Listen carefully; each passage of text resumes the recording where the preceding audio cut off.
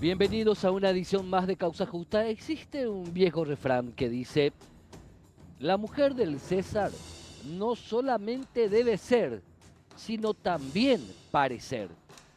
Con adjetivaciones, con análisis en el tiempo y con interpretaciones varias, lo que queremos hacer al utilizar esta frase es referirnos a la siguiente o a la última resolución del CONES, no del Consejo del CONES, que es la comisión que analiza y controla, por así decirlo, la calidad con un carácter y prerrogativas de intervención de la enseñanza universitaria en el Paraguay. ¿Y por qué digo no de una resolución del CONES, sino de una resolución del titular del CONES, en donde, sin un sumario, resolvió dejar sin clases a miles de alumnos que siguen la carrera de medicina en la Universidad Serrana, María Serrana? Entonces, quiero ir a ese punto. Si bien el CONES tiene prerrogativas, estas prerrogativas se sustentan en parámetros bien estrictos, en donde se habla de procesos previos a una intervención, incluso a una cancelación de actividades. ¿Qué pasa en el CONES? ¿Está pasando en el CONES lo mismo que pasa en el jurado de enjuiciamiento de magistrados o del Consejo de la Magistratura, haciendo paralelismos, en donde sus integrantes, o al menos algunos de ellos, tienen su propia agenda que va, en el caso del Consejo y el jurado, a veces en detrimento de la propia independencia del Poder Judicial, y lo que hace al CONES en detrimento de la real calidad de la educación universitaria? ¿Por qué el CONES, su titular, toma la decisión él solo? Porque la resolución de cancelación o suspensión de actividades de esta Universidad María Serrana solamente lleva la firma digital del titular del CONES y de la secretaria del CONES. ¿Qué pasa dentro del CONES? Que está integrado por representantes de otras universidades. Hay que cuidar al CONES. Hay que cuidar al jurado de enjuiciamiento de magistrados. Hay que cuidar al Consejo de la Magistratura. ¿De qué? De aquellos intereses espurios que van absolutamente de contramano de los objetivos institucionalistas y loables de este tipo de colegiados creados en el marco de la necesaria transparencia y del necesario control del sector que está bajo el control o de alguna manera que está influenciado por las decisiones de estas instituciones. Invitamos a los miembros del CONES a no solamente ser, sino también parecer, porque en esta última decisión de esta importante institución, de este importante colegiado, tal vez fueron, pero absolutamente dejaron de parecer una institución seria. A la vuelta del corte, el primer tema del día de hoy.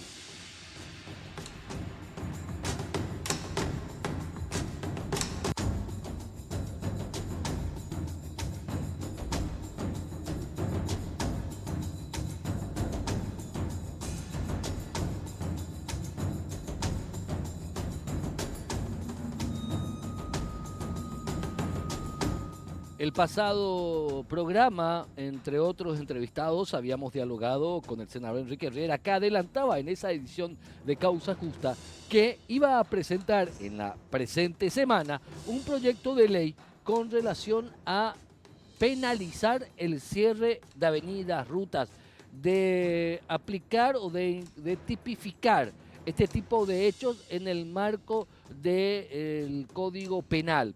Esto se cumplió con el acompañamiento de otros senadores de otras bancadas. El senador Enrique Riera presentó este proyecto de ley ante la Cámara Alta. Algunos incluso sostienen que podría tratarse este jueves sobre tablas. Pero recordemos, mejor dicho, lo que decía el senador Enrique Riera en la pasada edición de Causa Justa. Es indignante, realmente, Héctor, yo no quiero perder mi capacidad de indignación y espero que vos tampoco, a pesar de todo lo que ya hemos visto y escuchado, ¿verdad?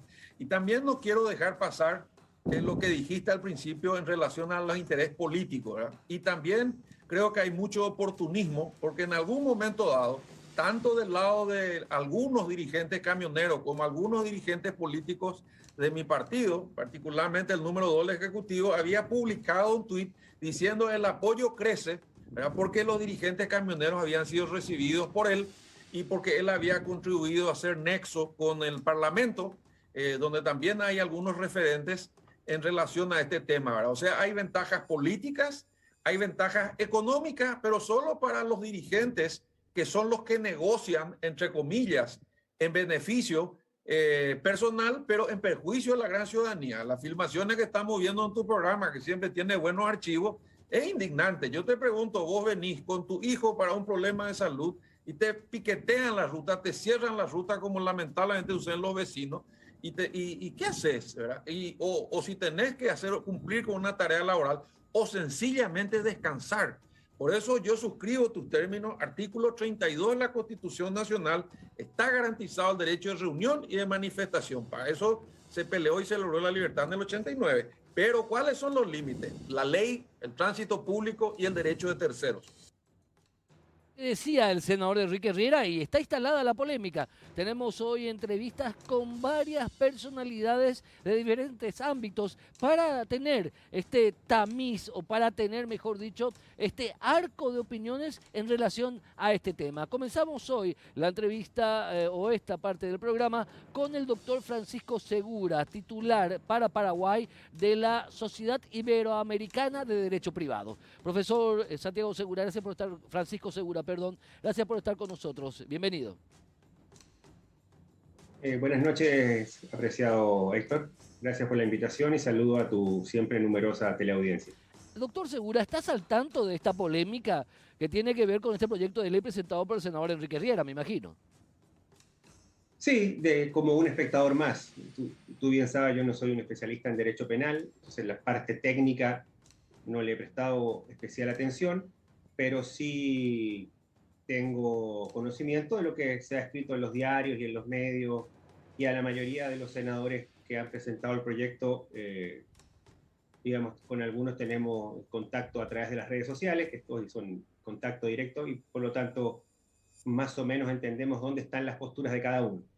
El texto del proyecto de ley establece, digamos, varios parámetros en torno a llevar con hasta 5 años de prisión como expectativa de pena a quienes organicen y ejecuten cierres de vías públicas.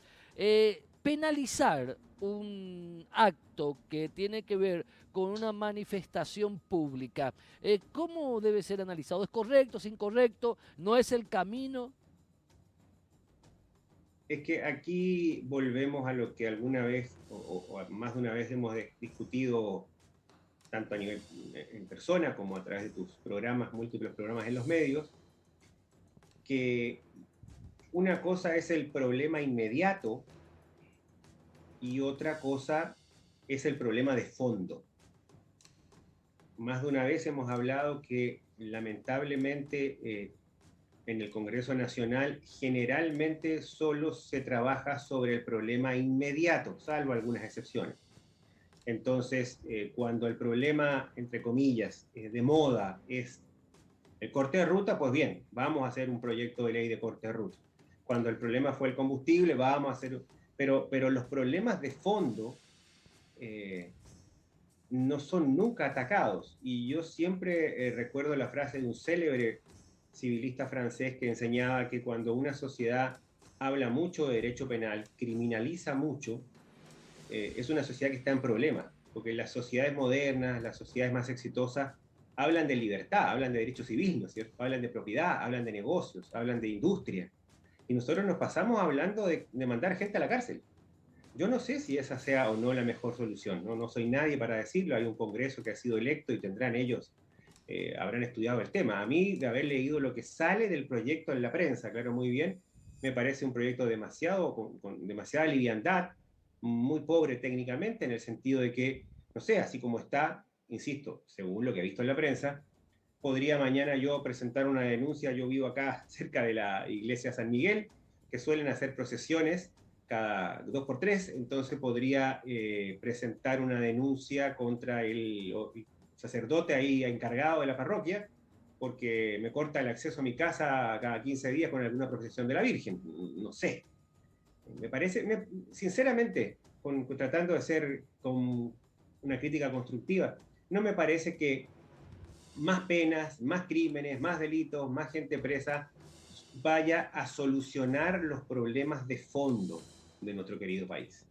Puede tal vez ser necesaria alguna ampliación de la ley, por ejemplo, en el caso de que personas inescrupulosas pretendieran utilizar el cierre de rutas de manera permanente, de manera constante, más allá de un plazo razonable. Habría que buscar fórmulas jurídicas, las hay, para que la ley que capte los intereses de todos los involucrados.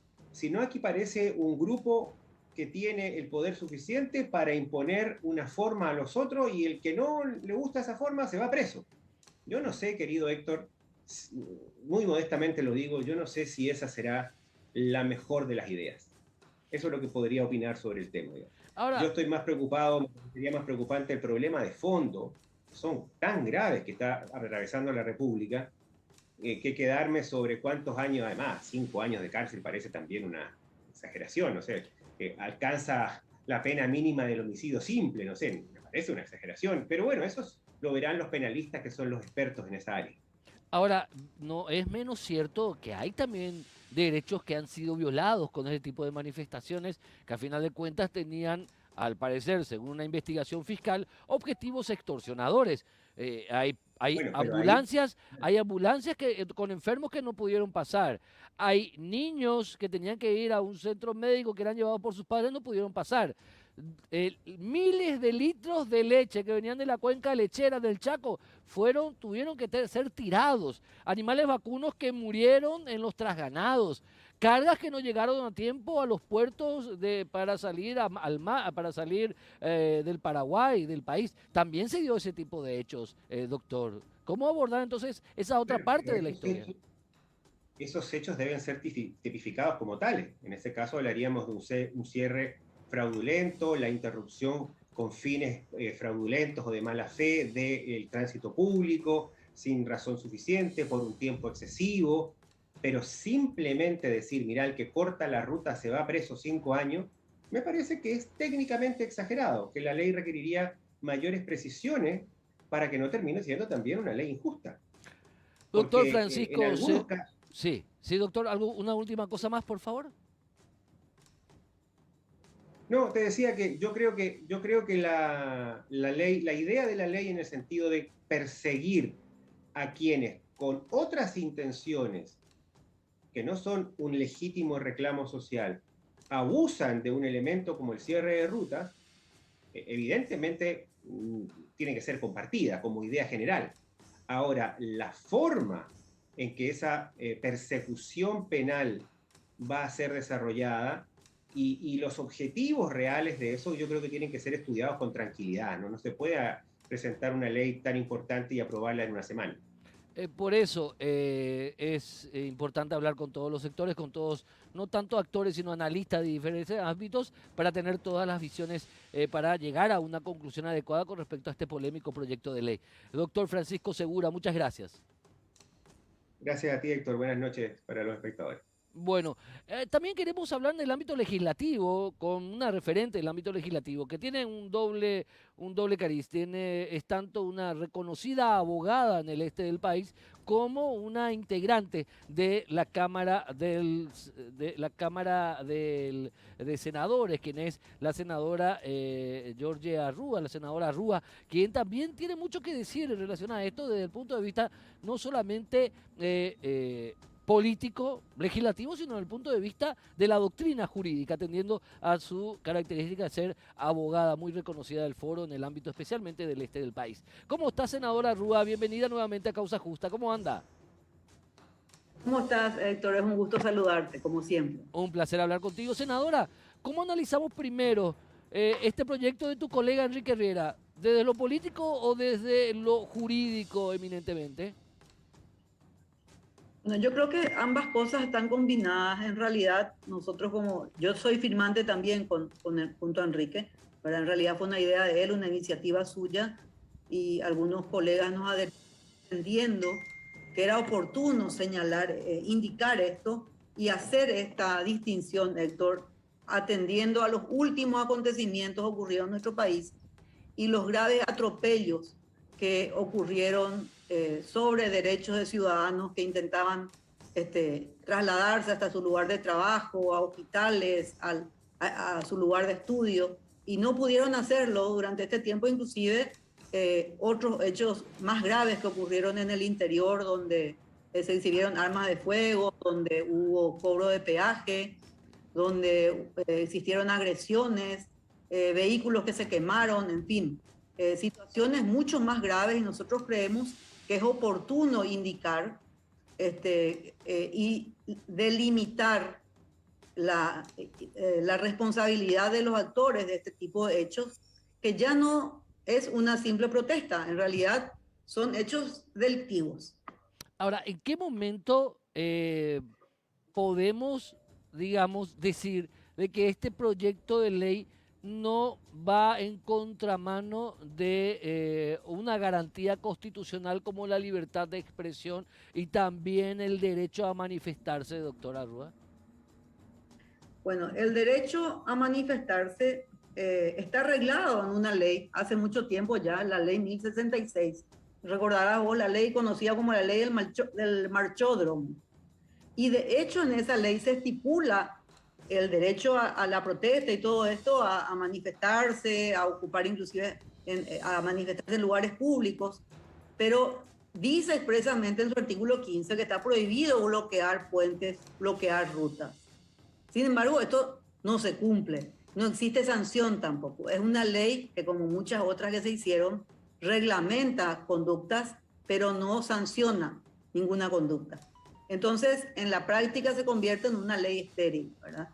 Nosotros por eso creemos que al hacer esta modificación estaríamos completando una situación como para que no haya lugar a dudas y para que la Fiscalía actúe cuando se dan situaciones de abuso donde el cierre se realiza con violencia, con la intención de causar un daño, y no es una simple protesta. Entonces, eso está reglamentado en la propia ley, ¿verdad? Ahora, esto nos es... Claro, la ley 1066, que es del año 96, sí, si no me equivoco. Sí, sí. Ahora, doctora Rúa, senadora Rúa, ¿no es un poco facilitarle la tarea a la policía y a la fiscalía, que no hace su trabajo en cuanto a este tipo de hechos que en flagrancia viola derechos de terceros al momento de realizar piquetes, cortes de ruta, en donde no importa si te estás desangrando, no importa si tenés que irte al hospital, no importa si es que no podés llegar a tu trabajo, no importa si no te puedes ir ahí a vender tu mercadería? No es porque ese tipo de hechos que acabo de describir ya de alguna manera están descriptos, están tipificados en el Código Penal, pero el Ministerio Público ni la policía quiere actuar y se pasan las pelotas o la pelota. Con este proyecto de ley, ¿no estamos profundizando o sosteniendo esta inacción de estas dos instituciones, en algunos casos al menos? Yo coincido contigo en que realmente si hubiéramos tenido una policía que actúe de manera más eficiente y sobre todo oportuna, y una fiscalía que uniforme criterio, porque eso es lo grave también. Hay fiscales que de repente imputan por coacción y hay otros que te dicen no puedo hacer nada, como sucedió hace poco en Paraguarí. Entonces te dicen necesitamos herramientas. Por eso surge esta iniciativa. Y tenemos que entender que el Estado, ¿verdad? También tiene dentro de sus responsabilidades, y a través del órgano constitucional, que es el Congreso, crear las leyes necesarias cuando se encuentran ante situaciones como esta. Y de hecho, por eso también la ley es algo que es dinámica. O sea, hay leyes que hoy son ¿verdad? Y hay leyes que tienen que ir actualizándose, y hay leyes que seguramente tienen que crearse ante situaciones nuevas, situaciones que antes no se daban, ¿verdad? Toda la parte informática, todo este tema de los delitos transnacionales, de los delitos informáticos, los delitos, toda la parte que hace a la parte económica, son todas figuras nuevas, Héctor. Entonces la ley se tiene que actualizar a este tipo de hechos. Y hoy tenemos una situación en la que se busca crear caos en el país abiertamente y se está utilizando la excusa de la protesta en realidad para hacer este tipo de bloqueos, donde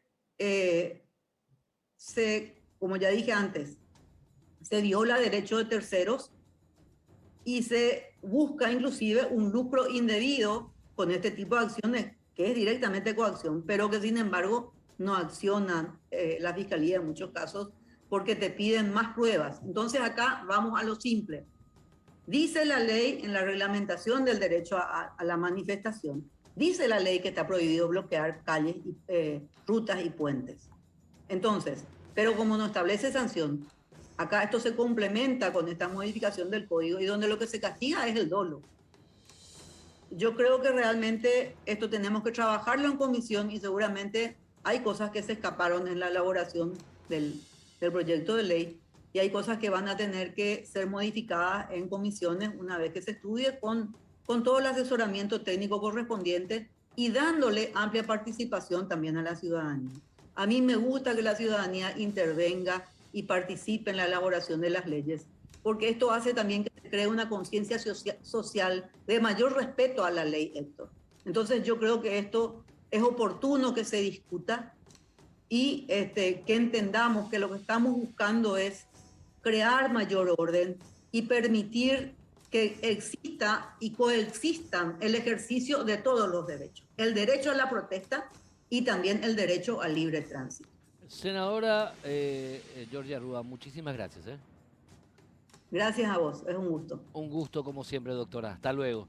Bueno, estamos haciendo un repaso de diferentes puntos de vista con respecto a este proyecto de ley que por demás es polémico, pero es más polémico por también las consecuencias que podría darse nuevamente en las rutas y calles del país o en las rutas y calles del Congreso Nacional como una manera de reacción contra el proyecto del senador Enrique Riera. ¿Se recuerdan que vez pasada hablamos con un dirigente camionero del área central de nuestro país, del departamento central, que se había desmarcado ya? Darío Toñanes, ¿se acuerdan? Que él ya se había desmarcado en el anterior programa de Ángel Saracho y compañía, que a estas horas, la semana pasada, ya estaban procesados y con prisión preventiva o con arresto, luego que se convirtió en prisión preventiva. Bueno, Darío Toñanes tiene también una postura y un grupo grande de camioneros ya han asumido posturas concretas con relación al proyecto Riera. Muchos de estos incluso han advertido, escuchen bien, han advertido que mañana podría volver a darse el cierre de accesos a la ciudad de Asunción y también el cierre en otros puntos del país. Esto lo estamos informando ahora, es una información en desarrollo, por si quieran tomar nota. El día de mañana podrían darse cortes de rutas, cortes y también manifestaciones en la ciudad capital o al menos en los puntos de acceso a la ciudad capital. Eso es, o esa es la información que se está teniendo como una primera reacción contra el proyecto del senador Enrique Riera, que recuerden, la vez pasada, aquí en este programa, adelantaba el senador Enrique Riera que el lunes de Gloria, o sea, antes de ayer lunes, iba a presentarse el proyecto de ley que tuvo la firma de varios legisladores de varias bancadas. Obviamente es algo que ya nuevamente la ciudadanía va a tener que ser víctima colateral, de alguna manera, por las reacciones ante este tipo de temas. No sé si ya le tenemos a Toñanes, me dicen, ok. Entonces, recordemos, podemos pasar mientras lo tenemos a Toñanes, podemos pasar lo que decía el senador Enrique Riera, una parte por lo menos otra vez, gente, ¿me permiten? Para recordar qué nos adelantaba en la edición del miércoles pasado el senador Enrique Riera. Es indignante, realmente, Héctor, ya yo no quiero perder mi capacidad de indignación y espero que vos tampoco, a pesar de todo lo que ya hemos visto y escuchado, ¿verdad? Y también no quiero dejar pasar lo que dijiste al principio en relación a los intereses políticos, ¿verdad? Y también creo que hay mucho oportunismo, porque en algún momento dado, tanto del lado de algunos dirigentes camioneros como algunos dirigentes políticos de mi partido, particularmente el número 2 del Ejecutivo, había publicado un tuit diciendo el apoyo crece ¿verdad? Porque los dirigentes camioneros habían sido recibidos por él y porque él había contribuido a hacer nexo con el Parlamento, donde también hay algunos referentes en relación a este tema, ¿verdad? O sea, hay ventajas políticas, hay ventajas económicas, pero solo para los dirigentes que son los que negocian, entre comillas, en beneficio personal, pero en perjuicio de la gran ciudadanía. Las filmaciones que estamos viendo en tu programa, que siempre tiene buenos archivos, es indignante. Yo te pregunto, vos venís con tu hijo para un problema de salud y te piquetean la ruta, te cierran la ruta como lamentablemente usan los vecinos. ¿Y qué haces? ¿Verdad? O si tenés que cumplir con una tarea laboral o sencillamente descansar. Por eso yo suscribo tu término. Bueno, eso es lo que decía el senador Enrique Riera en la edición pasada de Causa Justa. Está ya con nosotros Darío Toñanes, el principal referente de un grupo, un gremio enorme de camioneros en el departamento central. ¿Cómo estás, Darío? Bienvenido nuevamente a Causa Justa. ¿Cómo estamos? ¿Cómo andamos? Buenas noches, muchas gracias. Saludos a toda la teleaudiencia. Volvemos a hablar contigo, Darío, uno de los pocos dirigentes camioneros que están queriendo hablar después de todo lo que pasó el miércoles pasado con la detención de referentes del gremio. Darío, contanos por favor la postura del gremio de ustedes en relación al proyecto del senador Enrique Riera. Bueno, por supuesto que hay un rechazo generalizado, ¿verdad? Hay un rechazo generalizado en todos los sectores, ¿verdad? Pero yo recomendaría que se estudie bien, porque hay algunos puntos que parecieran como que, hablando con abogados penalistas, ¿verdad? Hay unos puntos que parecieran como que va a ser complicado manifestarse, incluso así en la forma que nosotros nos manifestamos, ¿verdad? Ustedes sabrán que nosotros no cerramos rutas ni nada, ¿verdad? Pero nos manifestamos al costado del camino y hay algunos puntos que pareciera como que dependería del entendimiento de las autoridades de ese punto para poder criminalizar a los que estamos en la ruta, ¿verdad? Ahora, Darío, ¿esto puede dar una reacción por parte de ustedes o otros gremios? ¿Podría darse mañana, porque mañana se presentaría o se pediría el tratamiento sobre tablas incluso? ¿Ustedes estarían manifestándose, Darío? Nosotros sí, mañana nos estamos movilizando, pero no por el tema de la ley de Riera, ¿verdad? Yo lo único que quería expresar con la ley del amigo Enrique Riera era que hay algunos puntos que no están muy claros, que no entendemos muy bien, que hace temer, o sea, te da cierto temor a la forma de entender esos puntos. En el caso, por ejemplo, específico, dice una cosa, alterar o demorar una cuestión, o sea, que una marcha pacífica de gente por la calle ya está demorando el tránsito y cosas así, ¿verdad? No sé, hay cositas que no me quedan muy claro, que se presta al entendimiento de las autoridades para tomar medidas sobre los manifestantes, ¿verdad? Ahora, nosotros... sí. Pero nosotros nos manifestamos de una forma pacífica siempre, ¿verdad? Ya se habrán dado cuenta, ¿verdad? La Fuerza de Aratirí en ningún momento cerró la ruta, hacíamos unos cortecitos, hablábamos con la gente, pero que nos culpen de que no pudo pasar una ambulancia o algún camión productor o de transporte de cosas, no, nosotros siempre estuvimos abiertos. Esa es la forma de manifestarnos nosotros, pero he escuchado otros gremios donde rechazan totalmente esta ley del doctor Riera. ¿Y esos gremios podrían manifestarse mañana también, aparte de ustedes? No, yo quería hablar sobre nuestra manifestación, ¿verdad? Del gremio, o sea, de los gremios unidos de Aratirí, la Fuerza de Aratirí, ¿verdad? Hoy estuvimos en el Parlamento hablando con varios senadores y diputados, en que todos coincidían que nuestro pedido era justo y reclamable y tratable, ¿verdad? En ambas cámaras, ¿verdad? Y bueno, tuvimos eco favorable, ¿verdad? Visitamos mucha gente, lo único que le pedimos era celeridad en el tema, ¿verdad? Mañana se trata ese tema del Senado, donde el presidente del Senado nos dijo hoy de que ellos creían que se iba a aprobar, que tenían toda la fe, que, o sea, que contaban con los números para aprobar, los votos para aprobar eso, ¿verdad? Y después le pedirían a los diputados para que traten de hacer una extraordinaria para que eso se acelere, ¿verdad? Entonces, sobre ese punto es lo que estuvimos conversando con las autoridades, ¿verdad? Para que le den celeridad, por lo menos a ese punto que ya con eso empezamos a estabilizar el tema del combustible, ¿verdad? Perfecto. Bueno, Darío Toñanes, muchas gracias por tu participación. Ok, cuando guste. Hasta luego. Hasta luego.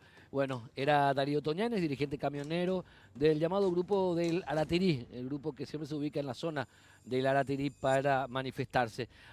Vamos a pasar a la vuelta del corte ya a otro tema bastante interesante, un tema que tiene que ver con la seguridad en nuestras ciudades, a partir de la presentación de un proyecto de ley por algunos legisladores que pretenden establecer algunos parámetros de debate al menos para que en nuestras ciudades, en especial en la ciudad capital, pero no ¿por qué no? En el resto de las ciudades del país se tengan políticas de seguridad ciudadana ideales o al menos existentes, porque realmente algunos casos nos permiten pensar que no existen políticas preventivas de seguridad a lo largo y ancho de nuestro país. A la vuelta al corte, vamos con ese tema.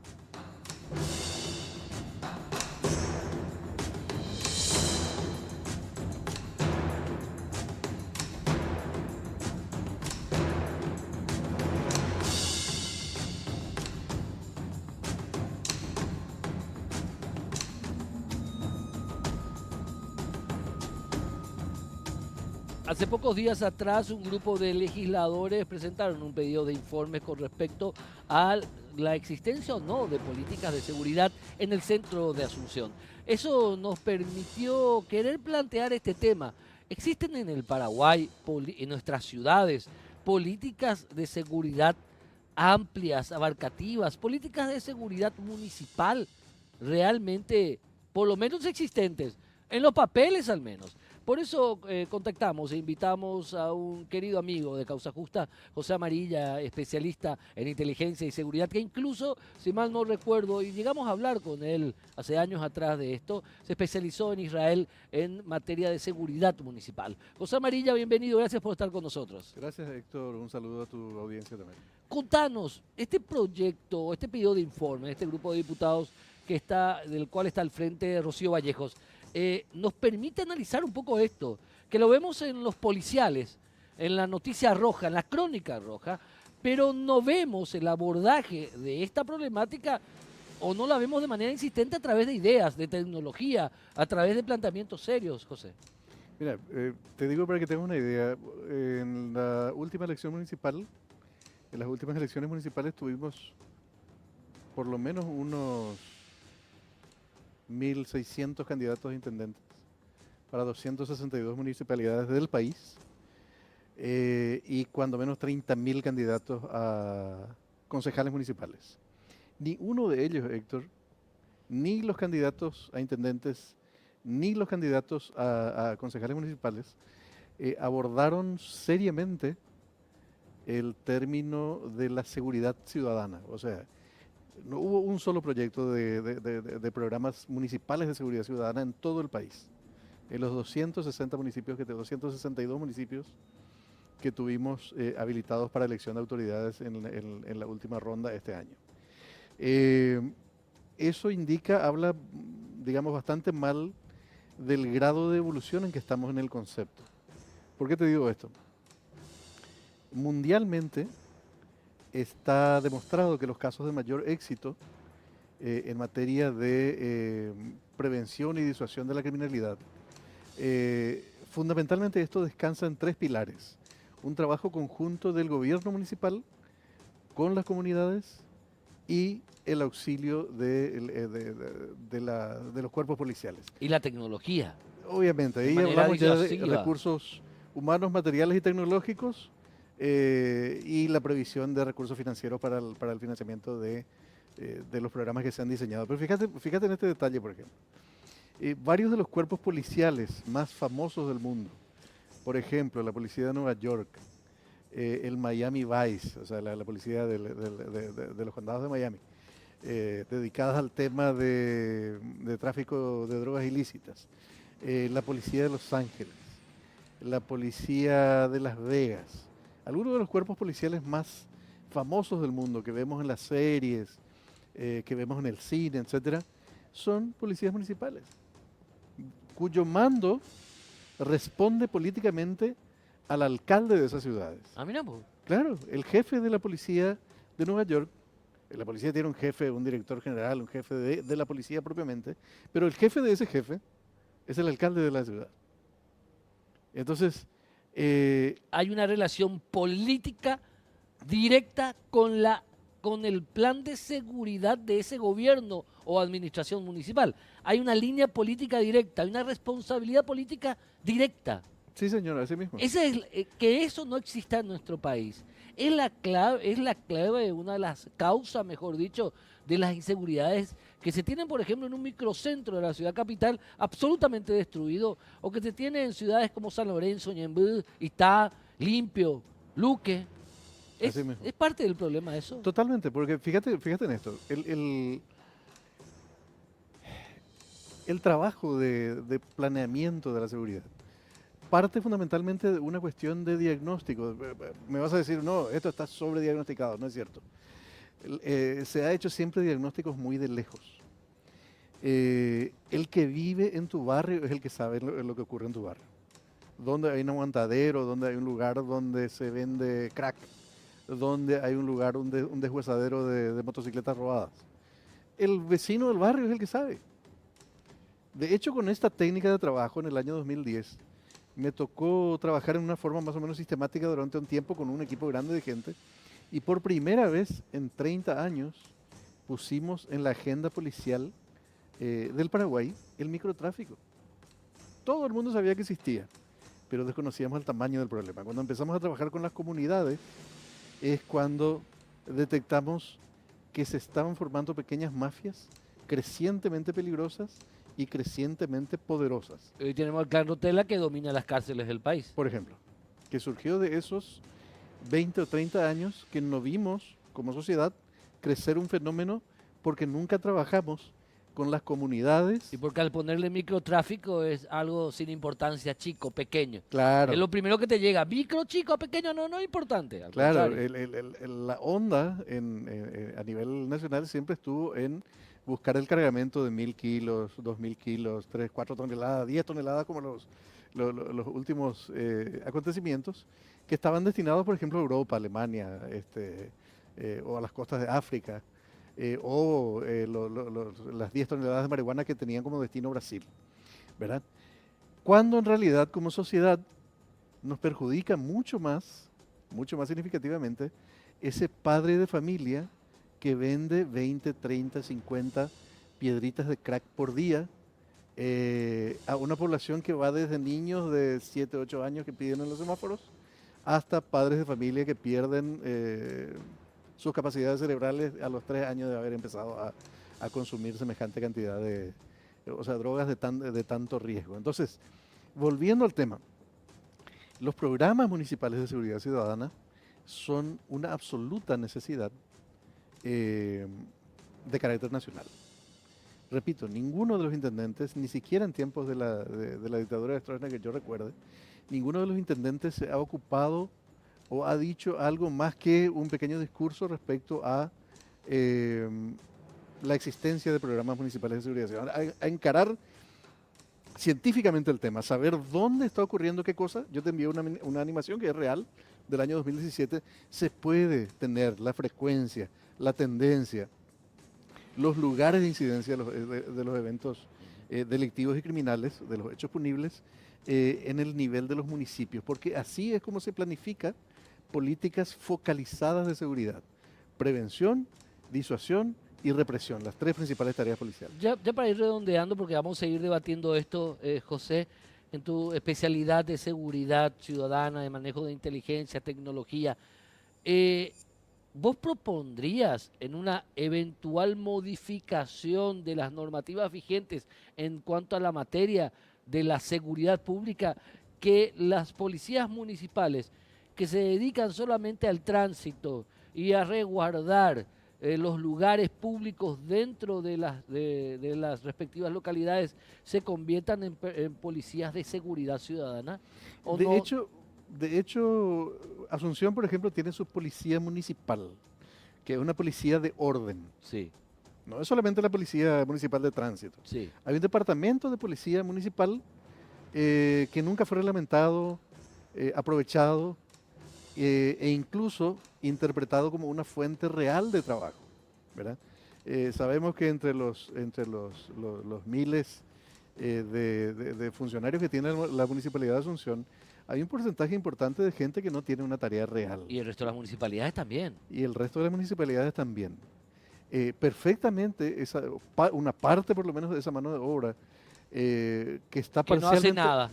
digamos que está parcialmente ociosa, Bueno, podría ser aprovechada, porque muchos de ellos también son gente con cierto nivel educativo, etcétera. o sea, Podría ser- existe la estructura normativa, la estructura jurídica o la prerrogativa jurídica de una policía municipal de seguridad existe. en Asunción por lo menos sí. En Asunción por lo menos. Sí. O sea, no Y la es ley orgánica municipal de hecho tiene contempladas ambas cosas, una policía municipal Sí, de orden, por ejemplo, para el ordenamiento territorial del Mercado 4. pero que puedan reportar armas de fuego. El arma de fuego es un pequeño aspecto del tema. Sí pueden portar. Pero es para vos, o sea, en la ciencia, el tema del arma de fuego es una parte nomás del abordaje al crimen o al delito. Es una parte apenas, porque realmente lo que estamos hablando ahora en este momento es un planteamiento de inteligencia. Ok, No es un planteamiento de represión No, propiamente. O sea, entiendo. estamos hablando estamos hablando de lo que es la interpretación de la situación. Y eso es propiamente una tarea de inteligencia, ¿verdad? Interesante, muy interesante, por cierto, el aporte tuyo, José, como siempre. Gracias.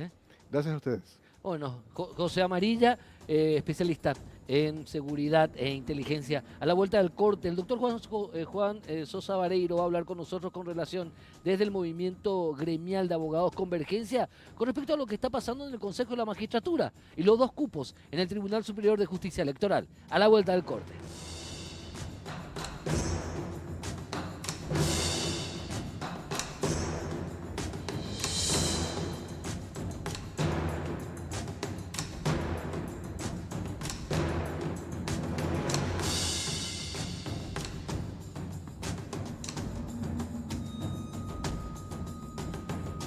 Nos acompaña el doctor Juan Sosa Vareiro del movimiento gremial Convergencia. ¿Cómo estás, doctor? Bienvenido. Buenas noches, Héctor. Buenas noches a la audiencia. Un gusto saludarle y un gusto estar aquí siempre. Desde este movimiento gremial, ¿cómo se observa lo que está pasando en el Tribunal Superior de Justicia Electoral con estos 2 cupos? La participación de senadores, 2 senadores activos y uno que renunció, y el Consejo de la Magistratura que parece que no quiere actuar, no sé, la sensación que uno tiene. El Consejo de la Magistratura está haciendo exactamente lo que nosotros pensamos que iba a hacer. Ser manejado por la política partidaria, están esperando instrucciones y seamos realistas. Hoy el Consejo de la Magistratura hace un circo lastimosamente. Muchísimos colegas muy bien posicionados ya en cuanto a conocimientos técnicos prefieren ya no presentarse y esto se convirtió en un debate político.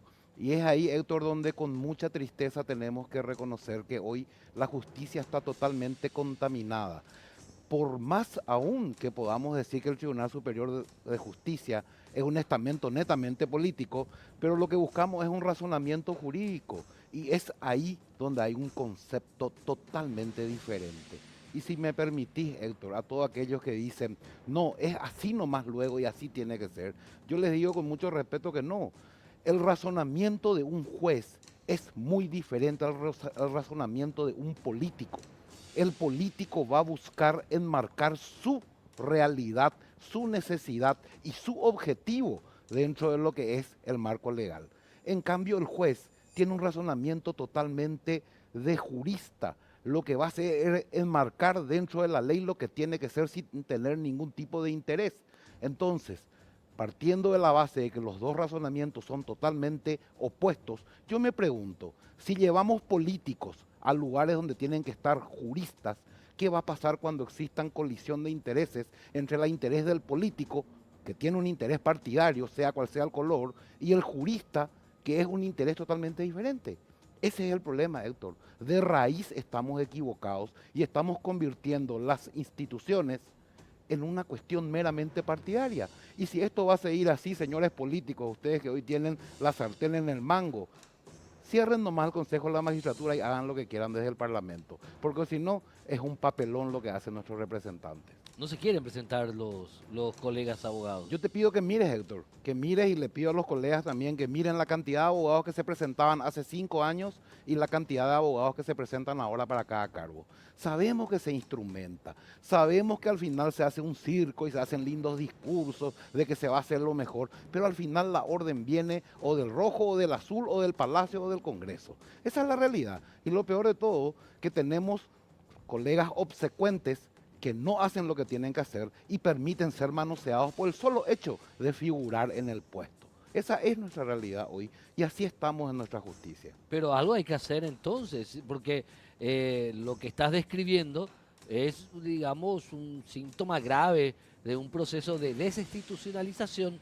que afecta incluso a la cualidad o a la calidad de nuestra democracia.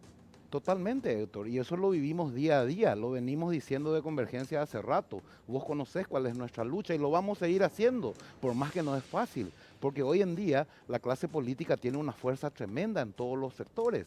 En la justicia misma, hoy la clase política tiene lastimosamente una fuerza total. Hoy el razonamiento de una causa importante, de un juicio importante, más aún de una situación, imagínate lo que estamos hablando, Héctor.